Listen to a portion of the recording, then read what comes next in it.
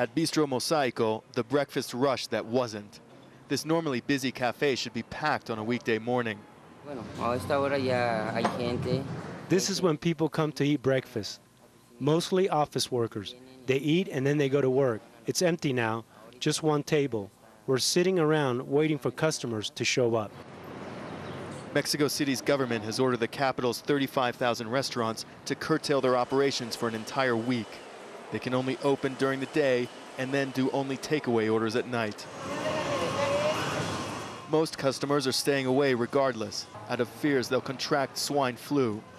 Elsewhere, markets and malls are open, but with only a trickle of the normal flow of shoppers. Sales of pork nationwide have dropped 80%, even though you can't get the flu by eating that meat. You can sense the economic slowdown just walking the streets of Mexico City.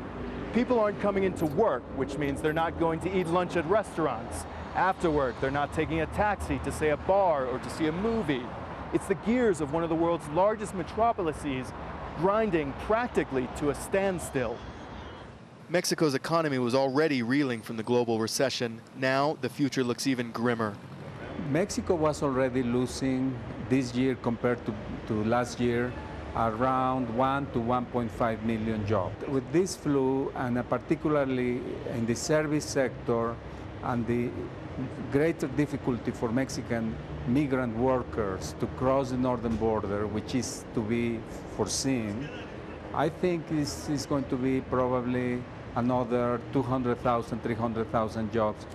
Hit the hardest will probably be those who barely scrape by in the informal economy, doing things like selling food on the street.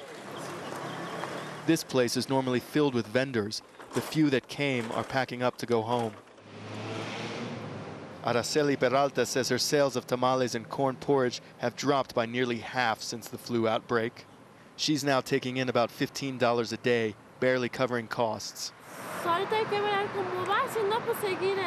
We'll have to look for work and see what's out there. Unemployment is going to rise. We'll have to find some way to get by so we can survive and have something to eat. An uncertain future not just for this epidemic, but also for millions trying to survive in a battered economy.